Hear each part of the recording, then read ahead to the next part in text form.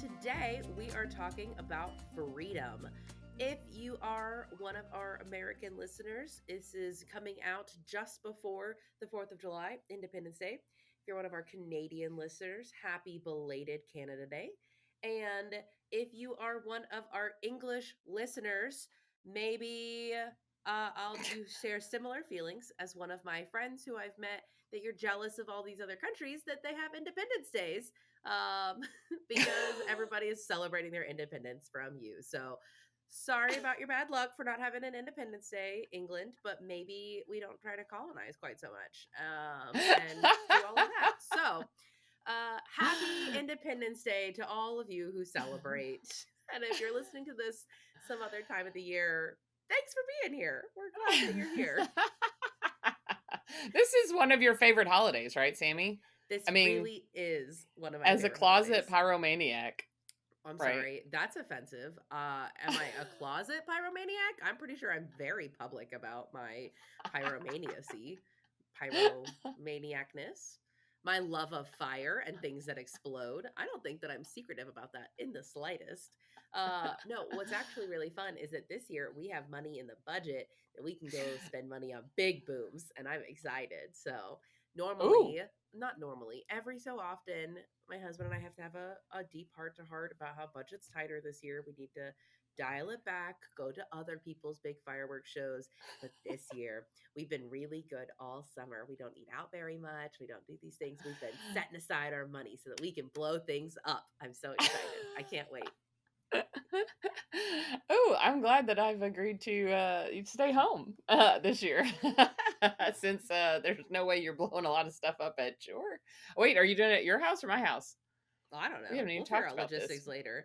We can. I don't know that the listeners want to hear our Ah, logistics yeah, keep going. conversation. Sorry. Maybe they do, though. So that would actually be. You let us know. Send us an email if you want to hear Angela and I figure out logistics of our plans, because sometimes it is quite entertaining. Um, Well, and I'm always curious what gets cut from the podcast too. I don't always go back and re-listen to what gets cut, so I'm like, oh man, we talked about a party I'm having that you weren't invited to. So anyway, keep Speaking of, going. wait, no. One more funny logistics thing though. You and I this afternoon, it's been a weird week for us. You and I have not really gotten to talk and connect a whole lot. We both have a lot of stuff going on. And so yesterday, like Angela was like, we need to hang out Friday afternoons. We're gonna hang out. It's just gonna be you and I. Well, I was telling my husband about this, and he goes, what? Am I not her friend? Does she not want to hang out with me too? That's so classic. Oh my So gosh, anyway, because one time I say to my son-in-law after a few beverages at a wedding where Sammy was there at the wedding doing wedding partying things. So I was a maid of honor, matron of I honor. was his I was his plus one for the weekend because it was out of town wedding. And I was like, you know what, Chris, I love about us is that you're not just my son-in-law, but we're also friends. And ever since then, he loves to bust my chops and be like, hi, friend.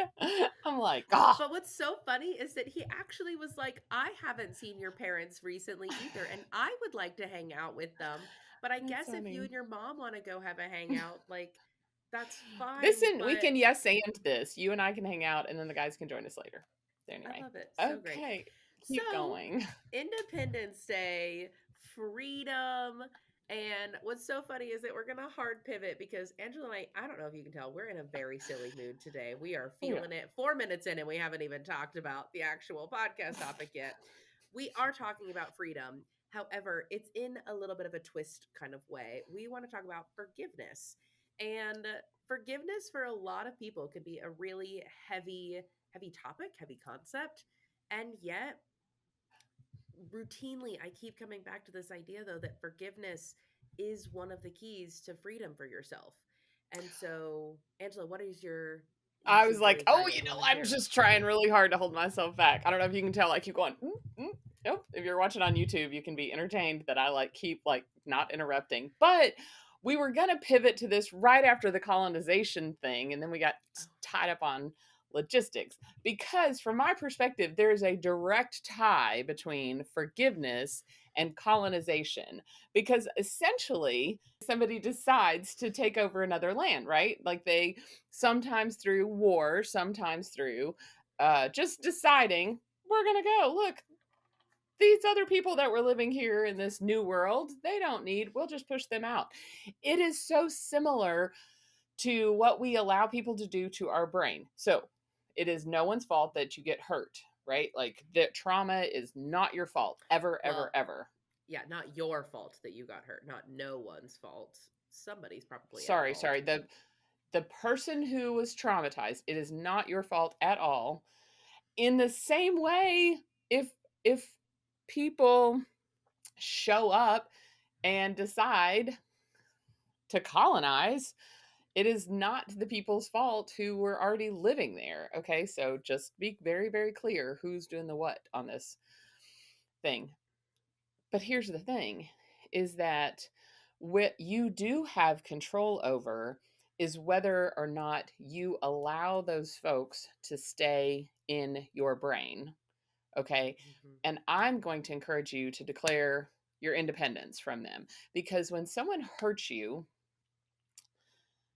your ability to respond is where you take control of the situation.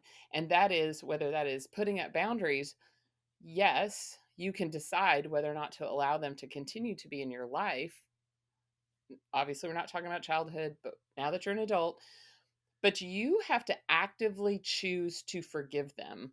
And I think so often forgiveness is treated like, oh, I'm condoning their behavior. And I'm not condoning any of that behavior. When we hurt other people, I am not condoning that behavior. But I am saying that we need to release them and say, no more. I'm not going to be held in the prison of your hurt, what you hurt me.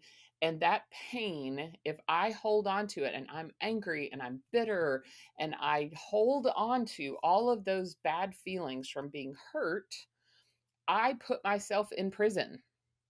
I love the quote that says, forgiveness is releasing somebody from prison and figuring out it's yourself. Because when we let people's hurt continue to impact our relationships, continue to impact the things, how we show up in the world, and sometimes we can't help it entirely, but when we allow them to do that, we let them live rent free in our head.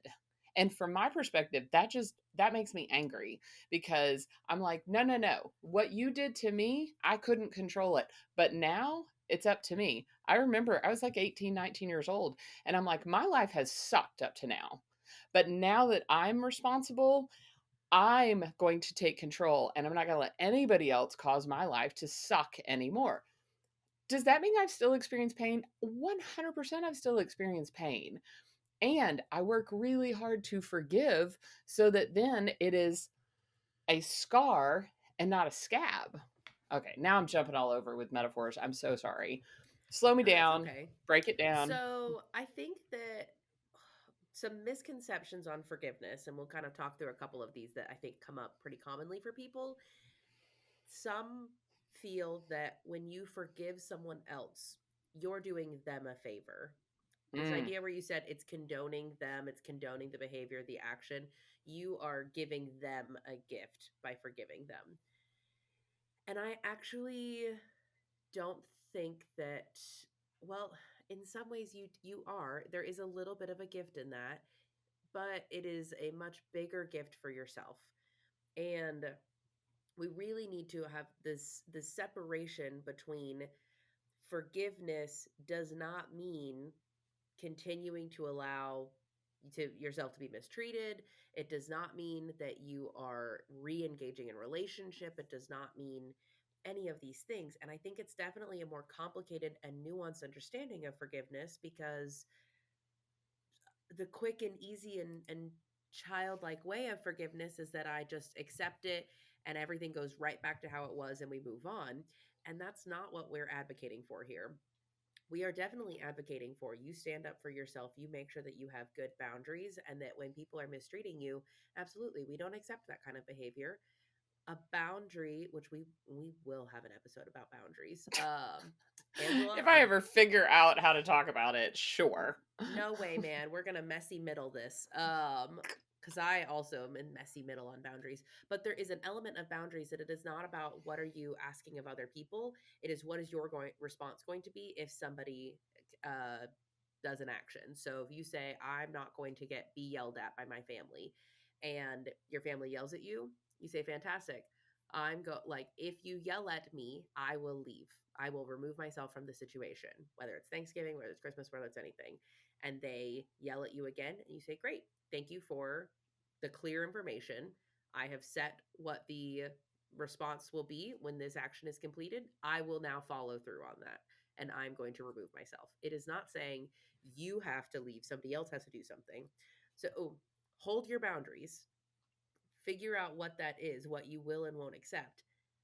But know that when you're holding on to that resentment, and when you're holding on to this idea of they wronged me, and sometimes this concept of I am the victim, something is wrong with me, it's not always, it's not actually to your benefit to hold on to those things. You're going to do more damage to yourself holding on to that hurt and that pain and that anger and that resentment and that bitterness than if you can let it go.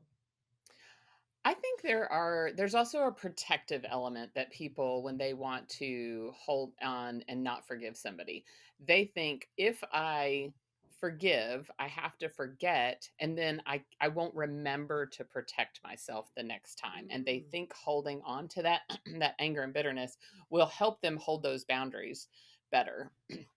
And I don't think that is true. I think we actually have to work through to recognize the strength that we have by surviving what we have endured and whatever that thing is that someone did to hurt us. The other thing, and this is where this took me a very long time to come to this conclusion, and long-time listeners, I've probably covered this before, but I have to tell myself a lot. When someone hurts you, I used to think if I forgive them of that action that they did against me, I've done my forgiveness work.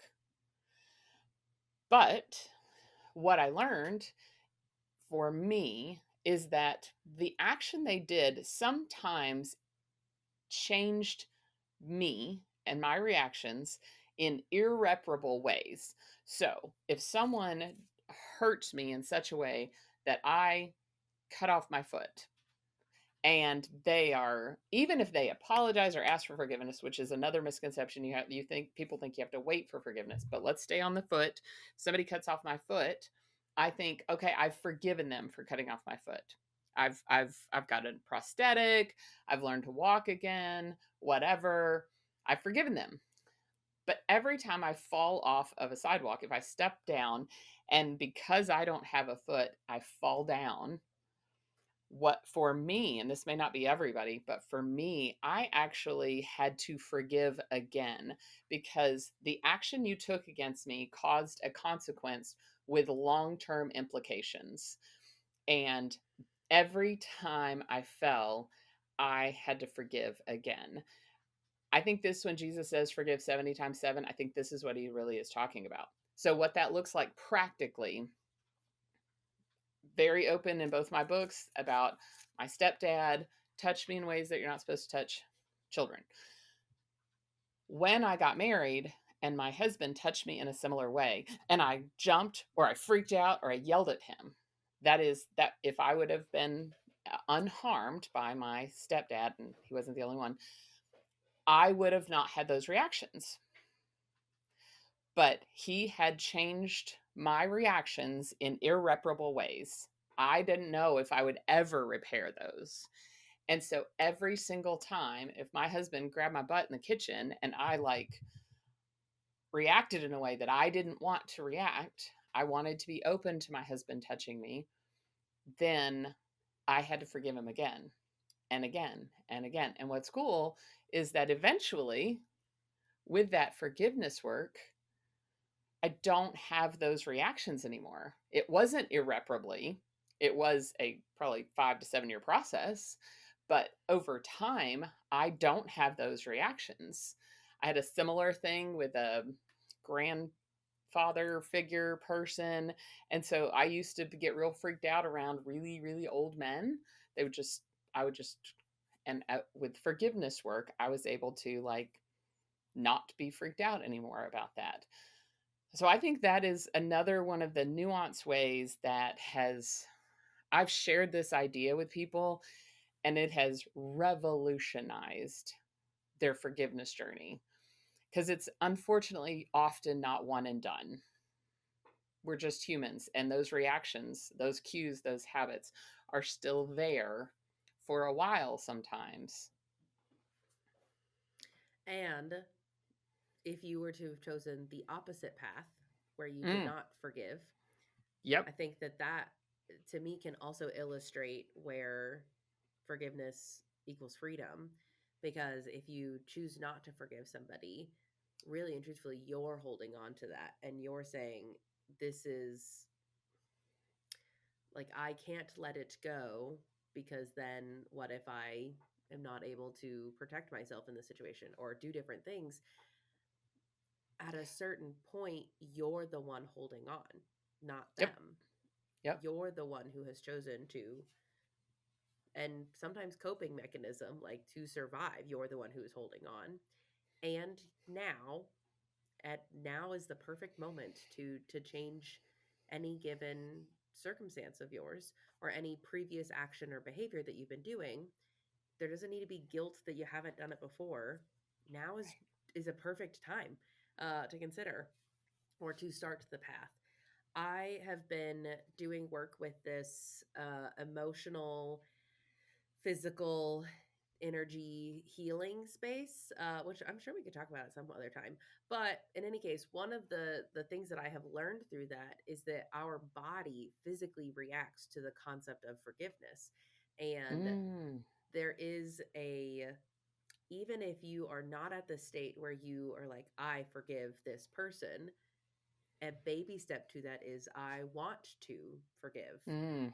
A baby step before that is, I want to forgive, but I don't forgive. I don't want to forgive right now. I want to forgive. And even those are shifts. When we talk about the idea of changing the trajectory of your life, sometimes that's 1 degree different. And so the idea of, okay, I'm not ready to forgive today, but you know what? I hear you, Sammy and Angela, and I hear what you guys have to say and that it's going to be better for me. So I'm going to set my intention to want to forgive and then see what happens as it transitions from I want to I want to forgive to I forgive. And I think that those are okay Mhm. baby steps. If you're going from I could never forgive to okay, I forgive, that's a big jump. And it is Well, and okay to there's take even those a small middle one. steps. There's even Yeah. one between for I want to forgive, and it's I'm working on forgiving. Yeah. I'm in the process of forgiving. Whenever you can take a verb and you can make it in process, a lot of times ing works.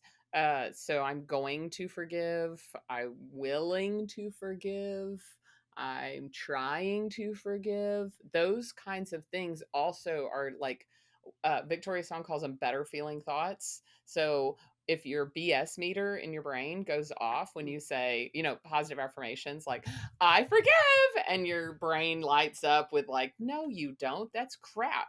It doesn't believe the words. Doing these baby steps gets you to where you believe more. By the end of July, I want to have forgiven. I'm working on forgiving. All of those things are all steps toward forgiving. So it doesn't have to be black and white, all or nothing. Begin moving toward those forgiveness. Right, because that little shift and that 1 degree difference today can make a huge difference down the road. And if it's 1 degree difference today and it's another 1 degree difference a month from now and another 1 degree difference 6 months from now, then you have now changed the direction of your entire life.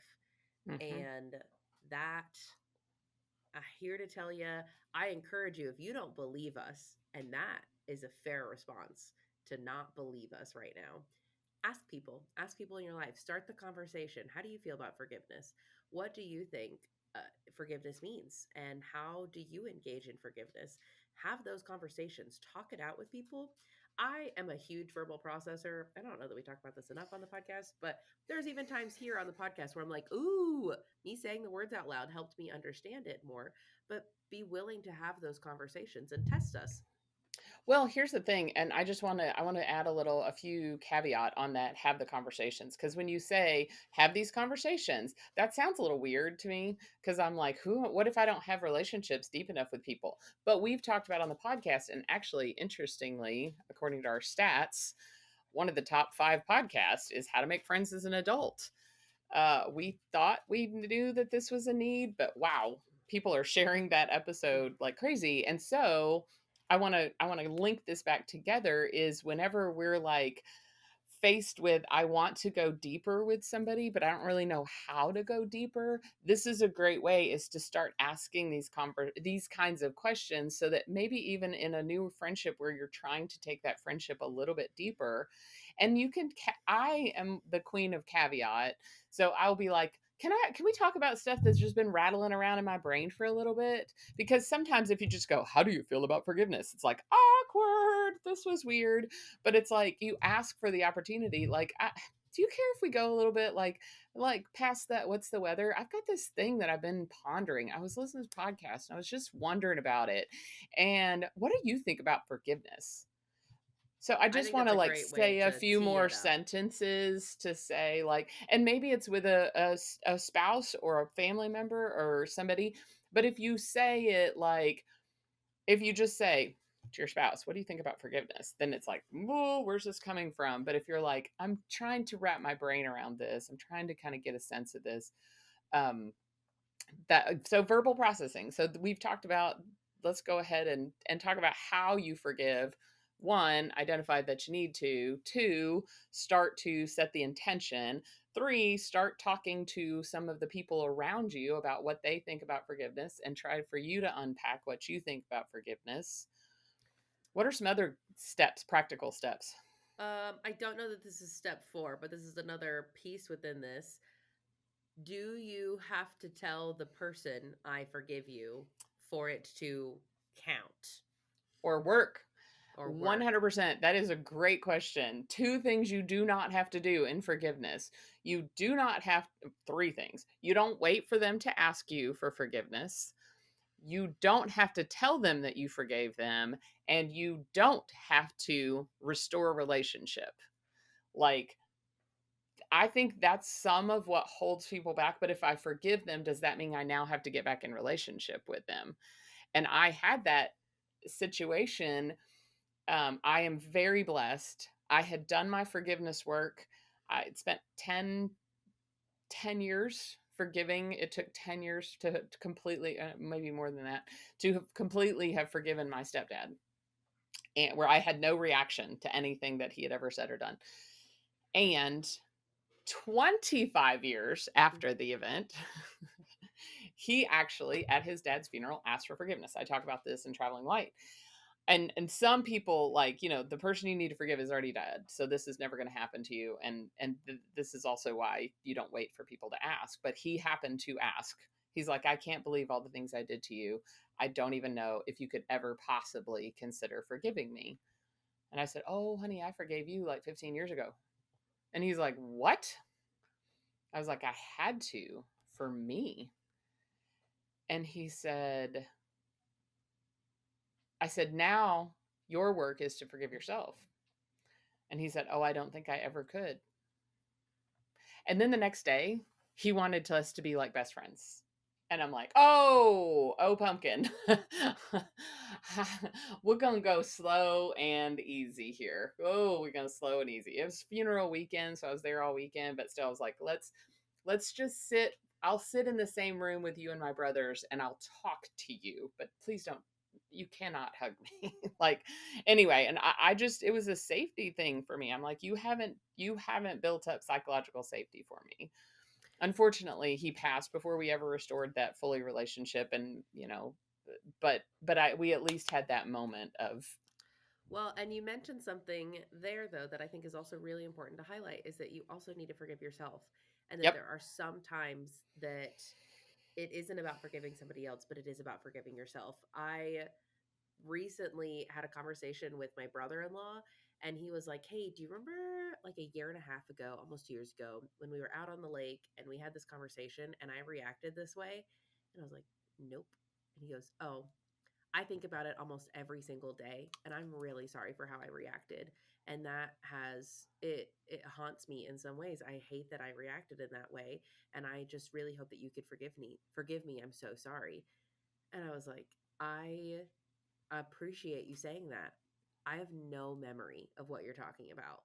Zero memory of any big fight, any Slight of this or moment, of hurt. this moment." And Yeah. so it was very Wow. interesting then where he the person that needed the forgiveness, he needed to forgive himself.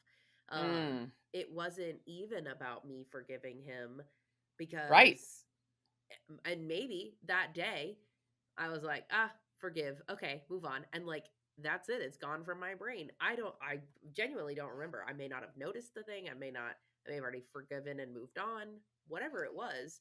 Um he is the one who was carrying that and was holding on to it, and he is the one who is negatively impacted by not forgiving himself. And so that, again, you were lining out steps. I don't know what the steps are. I These are just know. No, no, no. I don't elements. have that. I don't know. Elements is a better way to say that. I just want to make sure I'm catching the practical ways that people can actually execute this. I think the two hardest people to forgive, and people I lose loosely, the two, one is ourself, Hmm. because self-inflicted pain, or recognizing that we have inflicted pain on others, is the worst in my opinion. Like, because I'm like, I should have known better. I think that's what I say to myself a lot. I should have known better. For me, the way, one of the coping skills tools that I've used is actually to think of myself as a different person, from the standpoint of like 20-year-old me was doing the best he could. Whatever year, 2022 brother-in-law was Yeah. doing the best he could. 2024 you wouldn't do that. And even if I do something today, I can go, "Oh, okay, I'm aware now. I wish I would have done better," which I like to Hmm. say that I want to do better in the future instead of shoulding on Hmm. myself. I want to do better in the future. I have asked for forgiveness a lot the last couple of weeks. I've got a lot more relationships that I'm balancing with this new consulting gig I'm doing. And so I'm having to say a lot. "Oh, wow, I did not act in a way that was in alignment with my character. Please forgive me." And it's a lot more about my own standards of excellence that I'm not meeting, cuz actually in a couple of the scenarios they were like, "No, we're fine." I'm like, "That's fine. Thank you for letting me say." So the second person, sorry, that's a very long explanation for some things of how to forgive yourself. The second person that is hard, and it's not a person necessarily. Those of you that are faith perspective, I think will get this. God. Sometimes we have to forgive God. Not that God is like technically wronged us, but we often, especially those of us that hold a faith perspective that God is sovereign, there is a feeling of, how could you let this happen? I've had people say to me, if God will allow all this evil, I'm not interested in worshiping him. I'm not interested in serving him. And I have been mad at God before, a lot actually, for things that happened to me. Maybe other people did it and I felt like God should have protected me or helped me. And so having to forgive, it is such a weird concept, surreal and cerebral, that it has been hard. And I have come to the realization that I might as well, if I'm holding feelings of anger, whether it is a physical person, someone who has died, or in this case a spiritual being, I still need to forgive. It's still more about you than it is actually about them.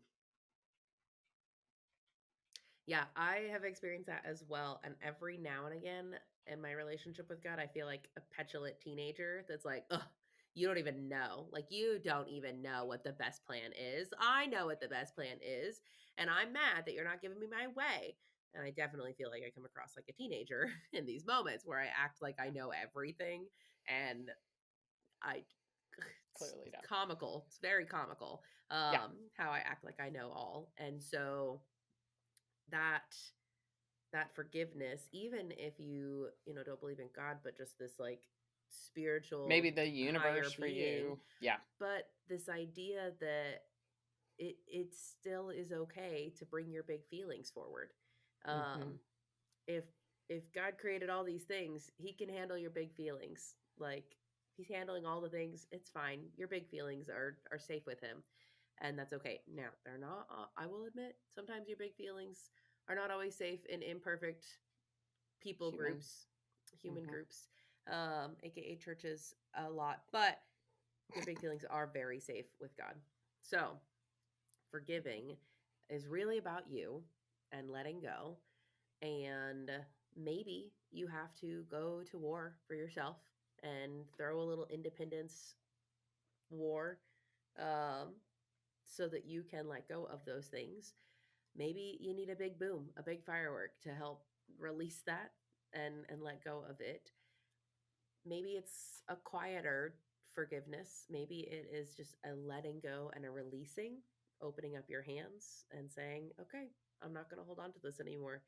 And then tomorrow morning, when you wake up and your hands are clenched tight, holding on to it, you say, okay, I'm not going to hold on to this anymore. And then the Right. next day, maybe your hands are a little less tight, but still kind of tight. That's okay. Um, that process of forgiving is not always a one and done. It's done better when you have people around you that you can talk about it with, support you, whether that be friends, family, paid professionals, whatever that might be. Any other thoughts or reminders, Angela? Well, I don't know if lots of people, if you're in, the kind of professional development realms that we hang out in, have probably heard the idea of like writing down what they did and then burning it, writing them a letter and burning it. And I have heard that before. I've written it down, I've torn it up. Recently, I did the burn thing where in January, I did this where I actually wrote out. And funny you talk about teenager, because I wrote out the person's name at the top of the piece of paper and what they had done. And I did it in a way of like, I got just in touch with the like least common denominator version. I didn't try to be all ethereal 52-year-old. I was like, I forgive you for being a snotty blah blah blah blah blah, fill in a bunch of cuss words. And then I was like, I forgive you for and acting stupid in your own pain. Like, I just wrote out whatever, and then I actually burned it. It was so interesting how much more effective it was. Now, it could be that I'm just further along on my forgiveness journey. It could be that I was like really interested in upping my energy. But if you haven't tried that, writing down what somebody did and then burning it, oh, it is so. Oh, of course. Oh, we're back to blowing stuff up and catching things on fire and pyromania. Well, and There, the land the plane connection. Wham. sorry, I'm going to unland the plane for a smidgen. That's a We real can word. taxi the runway. Yeah, we're Keep going. taxiing the runway. When you said you got in touch with that, like, sort of teenage version of yourself, the unpolished version, Yeah. I think that that is also a piece of this. That there are times that, especially if it's something from your past, that you can be like, oh, but well, now looking at it as an adult and looking at it this rationally, Yes. like, I get it and I understand and all of these reasons, and it's not that big of a deal, and whatever it might be, that younger version of yourself still was hurt Yeah. regardless. We've talked about before the time when, Angela, when you yelled at us kids after or around the same time that my grandma was passing away, and that was really hard for me. And as an adult, I can say, "Oh my gosh, that was so hard for my dear friend Angela, and that she was losing yet another mother figure. Of course, she lost her crap on her kids who wouldn't stop talking in the car. Of course, that makes sense. All of that is true, and 11-year-old Sammy still needed to forgive her mom. Like, that version of me still needed to release that, even though 29-year-old Sammy says, oh, come on, she was doing the best she could. Of Yeah. course that happened. She was genuinely doing the best that she could. Yep. Both of those are true at the same time. And we here in this space are here for complex feelings, are here for emotional maturity, which allows us to have multiple emotions at the control panel at the same time. And that's okay. So I wanted to just bring that little piece out so I we love didn't it. address it. We didn't. Thank you guys so much for being here and being in this little bit of a roller coaster of an episode. Super silly, super deep, some trigger warnings, different things like that. We are glad that you guys are here with us with all of the complexities of life and the complexities that it takes to live a freaking awesome life. So, without further ado, I hope you guys have a great rest of your day.